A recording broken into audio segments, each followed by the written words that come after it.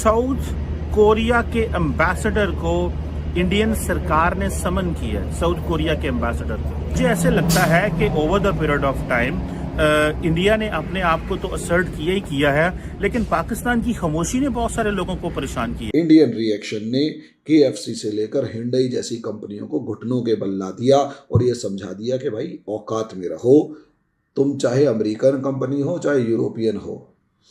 India के मामले में और कश्मीर के मामले में बोला तो औकात दिखा देंगे। अब तो लोगों ने मजाक बना लिया है ना, अब तो लोगों ने मजाक बना लिया है कि आप दुकानों पे जाएं, वहाँ पे लिखा होता है कश्मीर की आज़ादी तक जो उधार बंद है। मतलब ये कि ना कश्मीर आज़ाद होना है, ना उधार बंद हो, ना आप हमारे से उधार लें या इस तरह की चीज़ें करें। कि भारत के अंदर एक बहुत बड़ा जो सेक्शन ऑफ द सोसाइटी है वो अपनी सरकार को सपोर्ट करता है। हेलो दोस्तों, स्वागत है आप सभी का आपके अपने YouTube चैनल पलटवार पर। दोस्तों, ये होती है एकता की ताकत, ये होती है यूनिटी की पावर। आज पूरी दुनिया ने भारत की शक्ति देखी है। लाख लोग कहे कि हम अलग अलग कास्ट में बटे हैं, लेकिन जब बात आती है राष्ट्र की, हम पलटवार में जरा भी समय नहीं लगाते। भारत की एकता देखकर पाकिस्तान और पूरी दुनिया हैरान और परेशान है।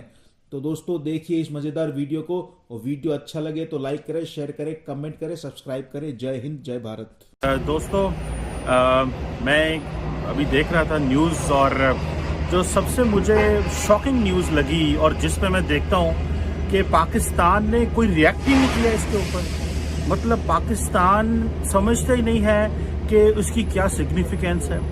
साउथ कोरिया के एम्बेसडर को इंडियन सरकार ने समन किया है, साउथ कोरिया के एम्बेसडर को।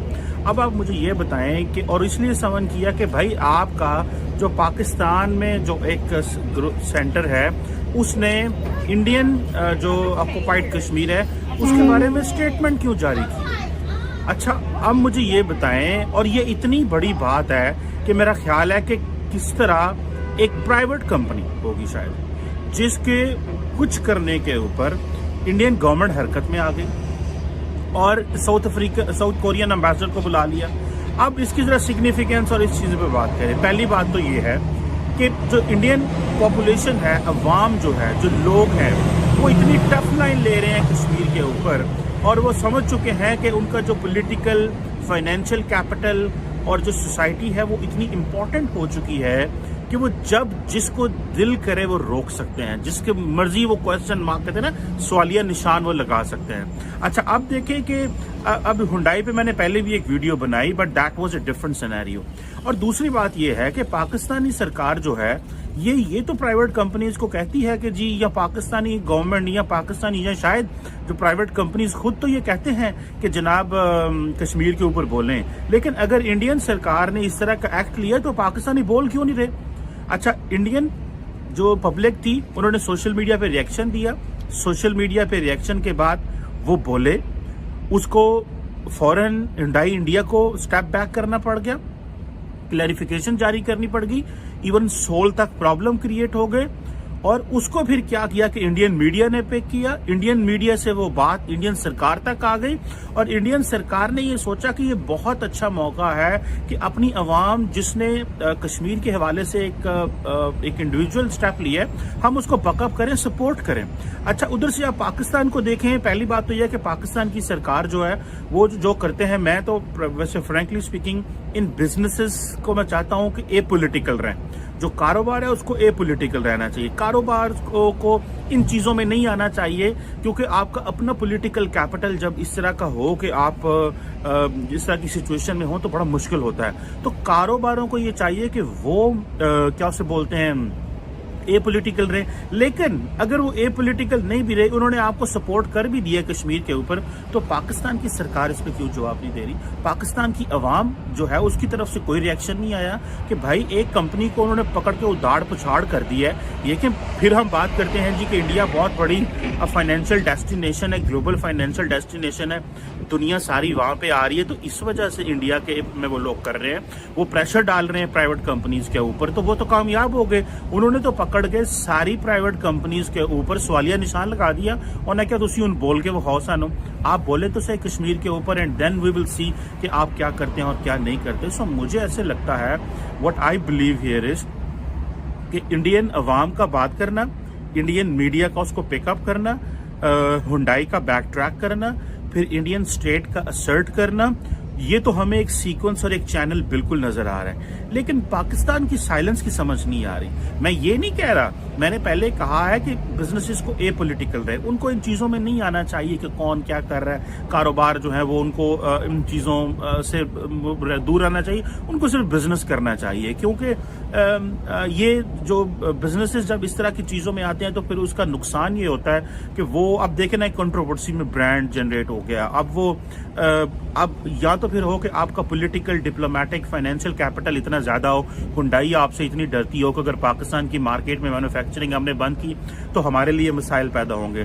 जब ये चीज भी नहीं है, क्योंकि हम तो कंपनीज को ले के पकड़ पकड़ के लेके पाकिस्तान आ रहे हैं कि आओ इधर मैन्युफैक्चर करो और यहाँ पे लोगों को रोजगार दो, लोगों को नौकरी दो, लोगों को इंगेज करो, और उधर जो है वो तो हम किस तरह कह सकते हैं उनको कि वो इस तरह की चीज जो है वो ना करें। तो मुझे ऐसे लगता है कि over the period of time India ने अपने आप को तो असर्ट किया ही किया है, लेकिन पाकिस्तान की खामोशी ने बहुत सारे लोगों को परेशान किया। हुआ क्या, इंडियन रिएक्शन आया।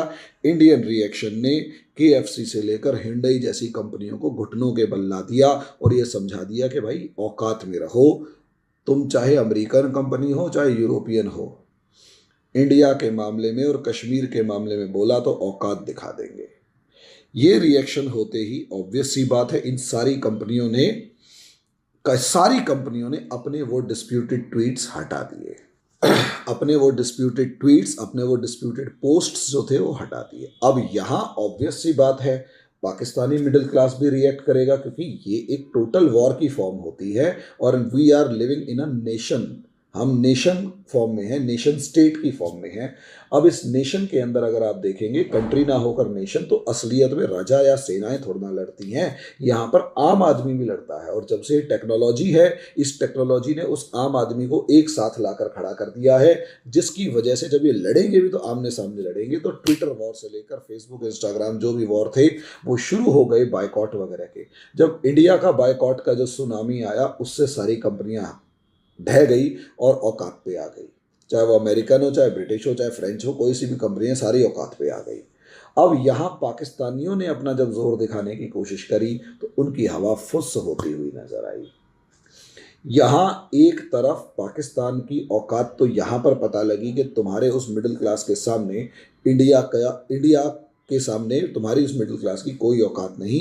लेकिन पाकिस्तान यहाँ जो गलती कर बैठा वो ये कि एक तरफ तो पाकिस्तान ने अपनी इंसल्ट कराई कि इंडियन प्रेशर के सामने उन कंपनीज को अपनी पोस्ट्स हटानी पड़ी।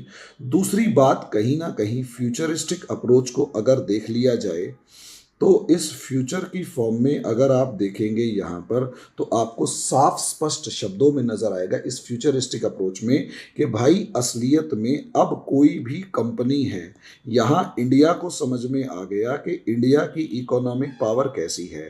तो आज नहीं तो कल इंडिया इस अपनी मार्केट को एक बारगेन चिप के रूप में इस्तेमाल करेगा, और जब बारगेन चिप के रूप में इस्तेमाल करेगा तो पॉसिबली वो इस चिप को यूज़ कर सकता है अगेंस्ट पाकिस्तान। यानी ये दबाव डालकर ये कह सकता है कि जो भी कंपनी पाकिस्तान में जाएगी वो हमारे यहाँ काम नहीं करेगी, या जो भी कंपनी पाकिस्तान के अंदर बिजनेस करने के लिए कश्मीर इशू को सपोर्ट करेगी वो हमारे यहाँ काम नहीं करेगी। तो पाकिस्तान की अगर ये कंपनियां ही सपोर्ट करना बंद कर दें तो कश्मीर इशू अपने आप में कमज़ोर होना शुरू हो जाएगा।